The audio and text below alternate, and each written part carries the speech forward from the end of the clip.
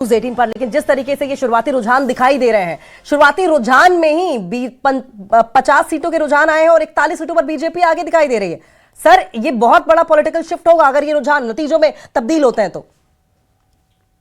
हाँ, निश्चित रूप से एक बहुत बड़ा परिवर्तन होगा, और जिस परिवर्तन के लिए लगातार भारतीय जनता पार्टी कोशिश कर रही थी, लेकिन मुझे लगता है कि अभी ये बहुत अर्ली स्टेज है और पोस्टल बैलेट है। पोस्टल बैलेट अक्सर हमने देखा है, और ईवीएम के जो रिजल्ट्स हैं वो ज्यादातर केसेस में मैच नहीं करते हैं। हमने बिहार में भी देखा था कि पोस्टल में इंडिया गठबंधन आगे थी काफी, लेकिन बाद में ईवीएम की जब काउंटिंग हुई तो वो बहुत पीछे रह गई। हाँ। तो इसलिए अभी कुछ कहा नहीं जा सकता, लेकिन हाँ, निश्चित रूप से जो लोग हैं, जो सीनियर सिटीजन्स हैं, जो नहीं है, जो हेल्थ वाइज जो है वो चैलेंज लोग हैं, जिन्होंने पोस्टल बैलेट किया, जो एम्प्लॉइज हैं ड्यूटीज पे, उन्होंने जो किया, तो उसके बीच में निश्चित रूप से एक एंटी इनकम्बेंसी का फैक्टर दिखाई दे रहा है। ये जो परिणाम जो ट्रेंड दिखाई दे रहा है, अभी परिणाम नहीं है, ये जो बढ़त दिखाई दे रही है, वो कहीं ना कहीं दिखाई दे रहा है कि जो सरकारी कर्मचारी हैं और जो सीनियर सिटीजन हैं, जो डिसेबल्ड लोग हैं, जिन्होंने पोस्टल बैलेट को प्रेफर किया है, तो उनके बीच में निश्चित रूप से एक एंटी इनकम्बेंसी फैक्टर कहीं न कहीं दिखाई दे रहा है, जो काम करता हुआ यहाँ पे दिख रहा है। परिणाम क्या होंगे अभी टाइम लगेगा। हाँ, इट्स टू अर्ली टू से सर, बहुत सही कह रहे हैं आपकी, बहुत जल्दबाजी, अभी तो 1 घंटा भी नहीं हुआ है अब काउंटिंग को शुरू हुए। लेकिन जिस तरीके से आपने मुद्दों की बात करी, आपने सरकारी कर्मचारियों के मुद्दों की बात की, डीए का मुद्दा बहुत ज्यादा उठाया गया था और काफी हद तक बांग्लादेश से आए हुए घुसपैठियों का मुद्दा शुभेंदु अधिकारी की ओर से बार बार उठाया जाता रहा। मुद्दों पर हम सब बाद में बात करेंगे, लेकिन जब आंकड़ों के बाजीगरी की बात की जाती है तो सवाल बीजेपी से यह पूछा गया था कि 77 सीटों का जादुई आंकड़ा आप 148 तक कैसे पहुंचाएंगे। तो बीजेपी की ओर से जवाब यह आया था कि जैसे 2 सीट के बाद सीधे हम 77 सीट पर पहुंचे थे। क्या आपको लगता है ये जो गैप है वो बीजेपी फुलफिल करती हुई दिखाई देगी? देखिए, अभी बहुत जल्दी है ये बात कह पाना, लेकिन कोशिश तो ये उसने करी है। पूरा एसआईआर की प्रक्रिया आप देख लीजिए, चुनाव आयोग की भूमिका आप देख लीजिए, तो हर तरीके से जितने करीब 27 लाख जो है मतदाता जिनका नाम होना चाहिए, जिनको वोट देना चाहिए था, वो वोट नहीं दे पाए हैं, क्योंकि वो प्रक्रिया पूरी नहीं हो पाई। चुनाव आयोग कहीं फेल कर गया।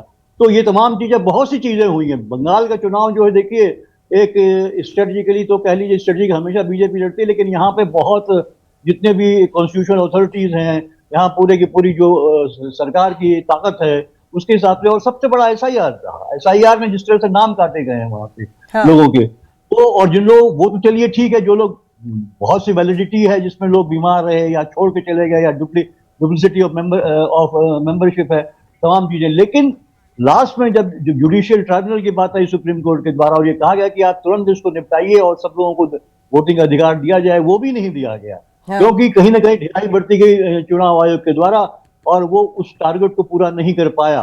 तो ये चीजें हैं कि इतने लोगों को अगर आप वोट से मतलब वोट नहीं के अधिकार से वंचित कर देंगे, तो फिर कहीं नहीं लगता है कि पूरी जो वोटिंग प्रक्रिया है, पूरा इलेक्शन है, उस पर एक प्रश्न खड़ा होता है। ठीक है पीयूष जी, आप बने रहिए सर हमारे साथ। इस बीच सुमन कुमार राजनीतिक विश्लेषक हैं, वो भी जुड़ गए हमारे साथ। सर, आपका बहुत बहुत स्वागत है। लेकिन टेली पर जिस तरीके से इस वक्त रुझान आते दिखाई दे रहे हैं, एक बार फिर से हमारे दर्शकों को रुझान बता दें। देखिए, टीएमसी इस वक्त अगर पश्चिम बंगाल की बात करें तो 53 सीटों पर आगे जाती दिखाई दे रही है, लेकिन बीजेपी उससे भी 4 सीट आगे है। 57 सीटों पर बीजेपी आगे दिखाई दे रही है। लेफ्ट का खाता नहीं खुला, कांग्रेस का खाता नहीं खुला, अदर्स का खाता पश्चिम बंगाल में नहीं खुला है। क्योंकि सुमन जी, हम बात पश्चिम बंगाल की कर रहे थे और रुझानों में बीजेपी आगे आती दिखाई दे रही है। बीजेपी आती है तो क्या होगा, और टीएमसी हार जाती है तो क्या होगा। लेकिन सर, क्या आपको लगता है कि त्रिशंकु की कोई स्थिति बनती हुई दिखाई देगी आने वाले टाइम में? हालांकि इट्स टू अर्ली टू से, बट अगर त्रिशंकु की स्थिति बनती है तो लेफ्ट और कांग्रेस पार्टी क्या किंग मेकर की भूमिका में दिखाई देंगे? कोई चांस नहीं है मेरे हिसाब से। बंगाल में कम से कम त्रिशंकु की कोई गुंजाइश नहीं है, और आप निश्चिंत रहें, लेफ्ट या कांग्रेस के लिए मुझे नहीं लगता कि वहां पर कोई भी जगह अभी बनती दिख रही है। नेक टू नेक होगा ये। हम लोग जो अपने आपस में जब बात करते हैं पत्रकारों के बीच में, तो ये था कि बहुत टफ फाइट है बंगाल में। इसमें कोई दो राय नहीं है कि बहुत टफ फाइट है। कई सारे जो सर्वेज आए, उन्होंने एक तरफा जीत या तो इनकी या उनकी दिखाई है, लेकिन ये शुरू से लग रहा है कि जो नतीजे आएंगे 10 सीट ऊपर या 10 सीट नीचे, यही गैप होना है, चाहे इनकी सरकार बने चाहे उनकी सरकार बने। हालांकि बहुत ही अर्ली ट्रेंड है, बेहद ही अर्ली ट्रेंड है, लेकिन टफ फाइट की पूरी संभावना मुझे जो है। अच्छा सुमन जी, जो आप अर्ली ट्रेंड की बात कर रहे हैं, अर्ली ट्रेंड में जो 10 का जो गैप की आप बात कर रहे हैं वो रुझानों में भी दिखाई दे रहा है। हालांकि 10 तो नहीं है, लेकिन ये 7 से 6 का जो गैप है वो काफी हद तक मेंटेन कर रहे हैं। टीएमसी अगर टैली में देखें तो 54, देखिए ये 11 का हो गया है, ये 11 का हो गया है सुमन जी। जिस तरीके से आपने कहा ना, ये बिल्कुल ठीक जा रहा है रुझानों में भी कि 11 का गैप है, 11 सीटें ज्यादा रुझानों में बीजेपी दिखाई दे रही है, जबकि टीएमसी 54 पर ही अटकी हुई है, बीजेपी 65 पहुंच गई है। ये बहुत ही शुरुआती ट्रेंड है, इसमें जो है हम लोग को अभी मुझे लगता नहीं है कि बहुत उत्साहित होने की इसमें जरूरत है या हतोत्साहित होने की जरूरत है। ये कम से कम 11 साढ़े 11 बजे तक आपको स्टैब्लिश हो जाएगा कि ट्रेंड किधर जा रहा है।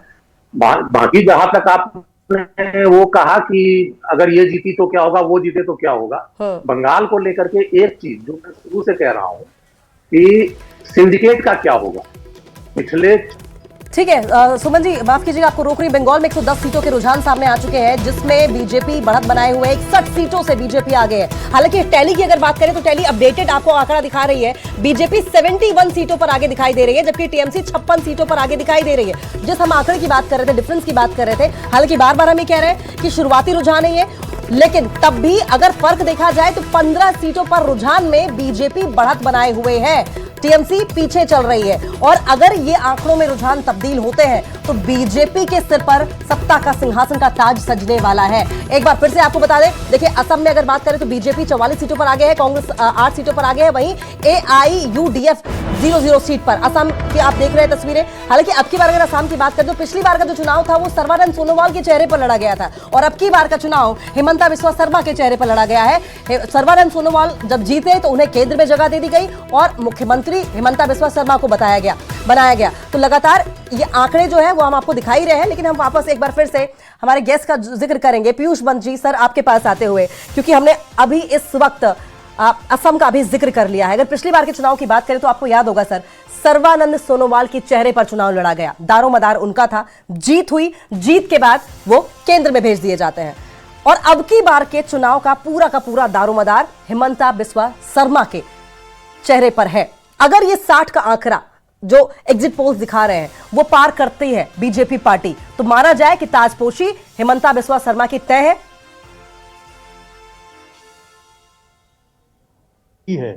हालांकि एक बात ये भी चल रही है कुछ समय से कि नाराजगी है जो है कि स्थानीय जो राज्य की जो भाजपा है उसमें, और शायद जो है कि इनको मौका ना मिले भाजपा जीतने के बावजूद जो है जिस तरह के स्टेटमेंट उन्होंने दिए हैं, उनकी पत्नी के खिलाफ जिस तरह के आरोप कांग्रेस ने लगाए हैं, जो चीजें सामने आई हैं, तो आरएसएस में भी कहीं जो है कि एक छटपटाहट है उनको लेके, और हाईकमान जो है कि भारतीय जनता पार्टी का उसमें भी ये चल रही है। लेकिन निश्चित रूप से जीत तो उन्हीं के नाम होगी, जिस तरह से उन्होंने पूरा मेहनत करी, वहां पे कमलाइज किया पूरा का पूरा चुनाव को, शुरू से ही जो डिलिमिटेशन किया गया, देखिए चुनाव के पहले डिलिमिटेशन कर दिया गया 23 में, और उसमें जो जिस तरह से फर्क पड़ा कि जो हिंदू बहुल जो सीटें हैं वो बढ़ गई, मुस्लिम बहुल सीटें कम हो गई, लगभग जो है 20 सीटें वहां कम हो गई। तो वो इस तरह से एक जो गणित के हिसाब से वहां पे पूरा एडजस्टमेंट हुआ है। तो और वो पूरी तरीके से जो उनके स्टेटमेंट आते हैं एकदम कमलाइज रहा सरकार। अच्छा पीयूष जी, माफ कीजिएगा आपको बीच में रोक रही हूं, इस वक्त टाई होता दिखाई दे रहा है। देखिए टीएमसी 77, टीएमसी ने बढ़त बढ़ा दी है शुरुआती रुझानों की अगर बात की जाए, और बीजेपी 75 पर है। 2 का फर्क दिखाई दे रहा है। पहले बीजेपी रुझानों में बढ़त बनाई हुई थी और अभी टीएमसी बढ़त बनाए हुए हैं, 2 का फर्क दिखाई दे रहा है। और जैसा कि हम पहले भी कह रहे थे कि इट्स टू अर्ली टू से, बहुत जल्दबाजी होगी, रुझान है, ऊपर आएंगे नीचे आएंगे, कभी बीजेपी आगे जाएगी, कभी टीएमसी आगे जाएगी। लेकिन एक बात तो तय है कि कांटे की टक्कर इन्हीं दोनों पार्टियों में है। लेफ्ट और कांग्रेस का जो गठबंधन है वो दूर दूर तक कहीं खड़े हुए दिखाई नहीं दे रहे हैं। पीयूष जी, आप ही की ये बात लेकर जो आपने पॉइंट रखा कि हिमंता बिस्वा शर्मा को लेकर नाराजगी भी है with in the party, Suman ji से सवाल करेंगे। सुमन जी, क्या आपको लग रहा है कि अब की बार हिमंता बिस्वा शर्मा की ताजपोशी तय है, या जो factors with in the party और आउटसाइड पार्टी जो उन्होंने काम किए हैं उनके बीच में भी चीजें देखी जाएंगी, उसके बाद उनका नाम आगे लाया जाएगा? नहीं, मुझे नहीं लगता कि असम में हिमंता बिस्वा शर्मा का कोई विकल्प अभी भाजपा के पास है। उनकी अपनी पकड़ है राज्य में और उन्होंने परफॉर्म किया है। तो एक परफॉर्म करने वाले सीएम को अचानक से हटा देना ये कहीं से कोई समझदारी वाला फैसला नहीं हो सकता। और मुझे नहीं लगता कि कुछ भी हो सकता है। अमित शाह या नरेंद्र मोदी जी इतना बड़ा रिस्क लेंगे, क्योंकि जो शख्स कांग्रेस तोड़ सकता है वो वहां पे उसने ऐसी पकड़ बना करके रखी है, वहां ये संघ की वजह से या भाजपा की वजह से उतना नहीं जीत रहे हैं जितना हिमंता बिस्वा शर्मा खुद की वजह से जीत रहे हैं वहां पे। तो मुझे नहीं लगता इतनी आसानी से कि वहां पर सीएम चेंज होगा। मुझे लगता है कि वहां पर हिमंता ही बनेंगे। ठीक है पीयूष जी, सहमत है आप इस पर? इसमें नहीं, देखिए इसमें मुझे लगता है नहीं, ये तो है कि संभावना पूरी है कि क्योंकि वो चुनाव जिता के ला रहे हैं, लेकिन यही एक फैक्टर देखिए, जैसा कि अभी कहा कि वो न तो बीजेपी और न तो संघ, खुद ये बात सही है कि हेमंता ने जिस तरह से पूरा का पूरा सुपरविजन किया, उन पे छोड़ दिया था, इनफैक्ट उन पे छोड़ दिया गया था चुनाव, केंद्र ने वो बंगाल पे फोकस था और असम इन पे छोड़ा था, और उनको सक्सेसफुली वो लाते हुए दिखाई दे रहे हैं। लेकिन यही फैक्टर उनके लिए जो है, मुझे लगता है कि एक माइनस भी हो सकता है कि उनका इतना बड़ा फिगर वो हो रहे हैं कि देखिए कोई भी पार्टी आप कोई भी ले लीजिए, चाहे बीजेपी हो, कांग्रेस हो, दूसरी पार्टियां हो, टीएमसी हो, तो वहां पे जो केंद्र से के बराबर अगर आप आ जाते हैं, या वो कहीं नहीं लगता है कि आप बहुत सक्सेसफुल हो रहे हैं, आपकी पकड़ बढ़ती जा रही है, तो लेकिन सर पीयूष जी, अगर आप कद बढ़ने की बात कर रहे हैं कि अगर कद बढ़ने को लेकर सवाल उठ सकते हैं या उनके सीएम नहीं बनाया जा सकता है, तो क्या सर्बानंद सोनोवाल की तरह उन्हें केंद्र में लाया जा सकता है? ऐसी कोई गुंजाइश हो सकती है, कोई ऑप्शन हो सकता है क्या? बिल्कुल बिल्कुल बिल्कुल। देखिए भारतीय जनता पार्टी एक ऐसी पार्टी है, एक बार वो जीत गए, हेमंत विश्वा का फिर भूमिका खत्म हो जाती है। वो किसी को भी चीफ मिनिस्टर 5 साल तो सेफ है ना, इतनी अगर बड़ी लीड जो दिख रही है, इसके मतलब कोई विपक्ष बहुत कमजोर रहेगा तो उनको कोई खतरा नहीं, किसी दूसरे चेहरे को बैठा के उनको केंद्र में ला सकते हैं। और ये भाजपा करती रही, और फिर भाजपा में कोई विरोध नहीं होता है। आपने कितना सोनोवाल ने पिछले बार चुनाव तो उन्हीं के नाम पे लड़ा गया था, फिर वो ये उम्मीद कर रहे थे कि उनको सीएम बनाया जाएगा, लेकिन हेमंत बिस्वा शर्मा को बना दिया गया, उनको केंद्र में लाया गया। तो सुगबुगाहट ऐसी भी चल रही थी कि शायद जो है इनको जो है एक बार ही चुनाव के नतीजे आ जाए, भाजपा जीत जाए यहाँ पे, इसके बाद जो है हेमंत बिस्वा शर्मा को केंद्र में लाया जाएगा, बड़ी जिम्मेदारी। क्योंकि यही कहा जाता है एक बड़ी जिम्मेदारी जाएगी। हो भी सकता है कि नॉर्थ ईस्ट में जिस तरह से अभी स्थितियां थोड़ी थोड़ी अब जो उनके हाथ से फिसल रही है, वहां पे लगातार एक विरोध बढ़ रहा है, एक हिंसा बढ़ रही है, खासकर हम देख रहे हैं कि जिस तरह से मणिपुर में तमाम चीजें हो रही हैं।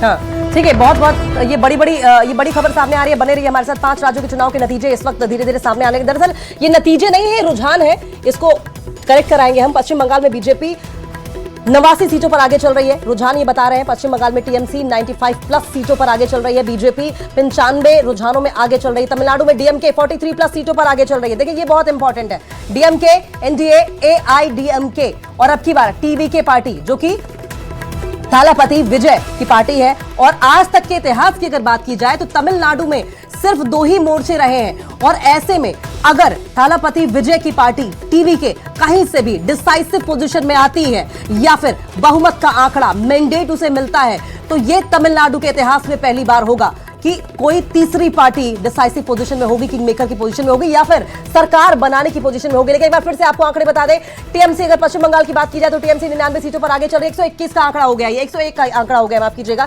टीएमसी 101 के आंकड़े पर आगे चल रही है, जबकि बीजेपी 97 सीटों पर आगे चल रही है। और वहीं अगर असम की बात की जाए तो 53 सीटों पर आगे चल रही है। असम गण परिषद 2 सीटों पर आगे चल रही है। और जैसा कि पहले भी बीजेपी की ओर से दावा किया गया था, तमाम एग्जिट पोल्स भी बता रहे थे कि असम में 60 का आंकड़ा आसानी से बीजेपी पार कर लेगी। लेकिन एक बार तमिलनाडु का भी जिक्र करते हुए सर, क्योंकि लगातार हमने बारी बारी से पश्चिम बंगाल और साथ साथ असम का जिक्र कर लिया, तमिलनाडु का भी जिक्र करेंगे।